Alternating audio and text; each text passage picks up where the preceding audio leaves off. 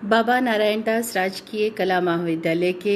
MA उत्तरार्ध के छात्र छात्राओं का आज की कक्षा में बहुत बहुत स्वागत और अभिनंदन है। प्रिय विद्यार्थियों, हमने कल चर्चा की थी कि हिंदी नाटकों के उद्भव और विकास की हम बात कर रहे हैं। उसमें भारतेंदु युग की हम चर्चा कर रहे हैं। भारतेंदु युग में हमने सबसे पहले जाना कि जो युगीन प्रतिनिधि नाटककार हैं भारतेंदु, उनके उस समय में, उस युग में किस तरह के नाटकों की परंपरा रही है। तो हम इस चार्ट के माध्यम से भी देख सकते हैं कि लगभग 6 तरह के नाट्य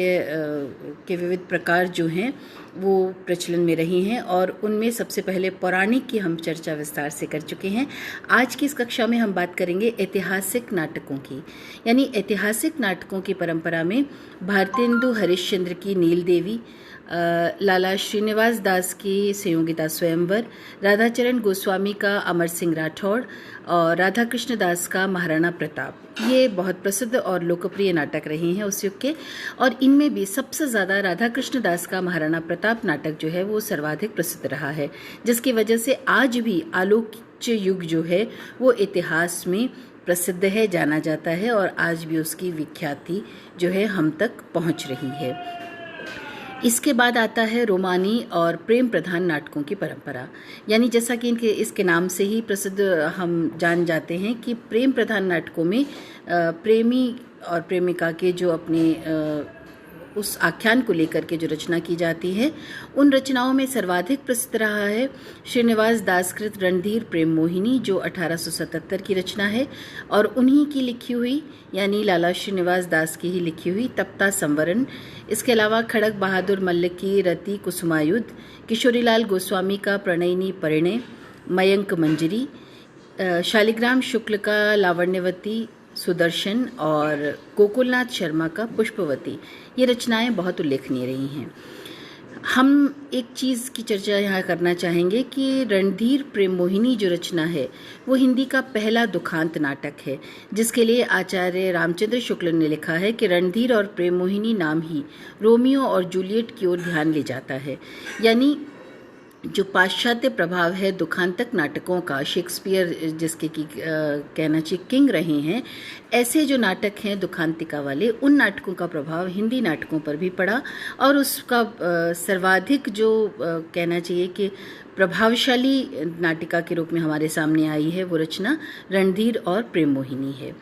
और इसी के संबंध में डॉक्टर नगेंद्र का कथन है कि ये संस्कार संक्रमण का महत्वपूर्ण कार्य संस्कृत, बांग्ला और अंग्रेजी अनुवादों के कारण ही संपन्न हुआ है। बहरहाल अनुदित रचनाओं के माध्यम से दूसरे जो क्षेत्रों का प्रभाव है या पाश्चात्य जगत का प्रभाव है वो हमारे नाटकों में आना स्वाभाविक रूप से हमें दिखाई देता है। खैर, अब हम चर्चा करते हैं सामयिक उपादानों पर केंद्रित नाटकों की, जिसमें भारतेंदु का भारत दुर्दशा, बालकृष्ण भट्ट का नई रोशनी का विष, खड़ग बहादुर मल्ल का भारत आरत, अंबिका दत्त व्यास का भारत सौभाग्य, राधा कृष्ण दास का दुखिनी बाला, गोपाल राम गहमरी का देश दशा, काशीनाथ खत्री का विधवा विवाह, देवकीनाथ नंदन त्रिपाठी का भारत हरण जैसी उल्लेखनीय रचनाएं हैं। इन नाटकों के द्वारा तत्कालीन सामाजिक और राजनीतिक परिस्थितियों और समस्याओं तथा चुनौतियों का चित्रण और उसका समाधान किए जाने की प्रेरणा हमें इन रचनाओं के माध्यम से मिलती है। तो इसी युग में जो हम बात कर रहे थे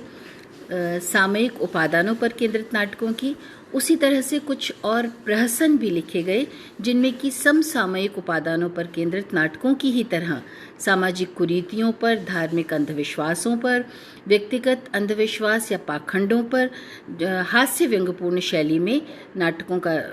निर्माण किया गया, जिसमें न केवल ऐसे पात्रों का चित्रण किया गया कि जो इस तरह की चीज़ों में लिप्त थे, बल्कि इनके उन्मूलन की दिशा में भी इन नाटकों ने प्रयास किया है। ऐसी रचनाएं भारतेंदु हरिश्चंद्र कृत वैदिकी हिंसा, हिंसा न भवती, अंधेर नगरी, बालकृष्ण भट्ट का जैसा काम वैसा परिणाम और आचार विडंबन, विजयानंद त्रिपाठी कृत महा अंधेर नगरी, प्रताप नारायण मिश्र की लिखी हुई केली कौतुक रूप और राधाचरण गोस्वामी कृत बूढ़े मुँह मुहासे, ऐसी रचनाएं बेहद प्रसिद्ध रही हैं।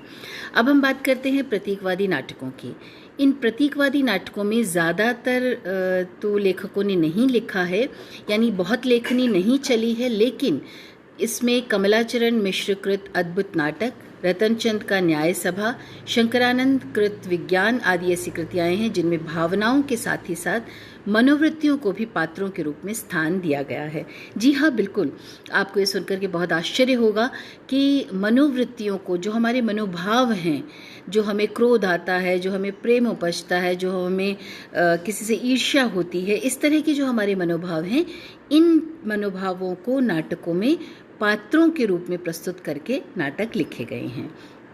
और इस काल का जो सामाजिक और राजनीतिक परिवेश था, उन परिस्थितियों का भी पर्याप्त प्रभाव इस समय की रचनाओं पर हम देख सकते हैं। पारसी थिएट्रिकल कंपनियां इस समय स्थापित हो चुकी थीं, जिनकी व्यावसायिकता ने लोकप्रियता हासिल करने के लिए साम दाम दंड भेद यानी हर रीति नीति का प्रयोग किया। उन्होंने हर तरह की हीन और निम्नतर रुचियों के दृश्यों के साथ ही साथ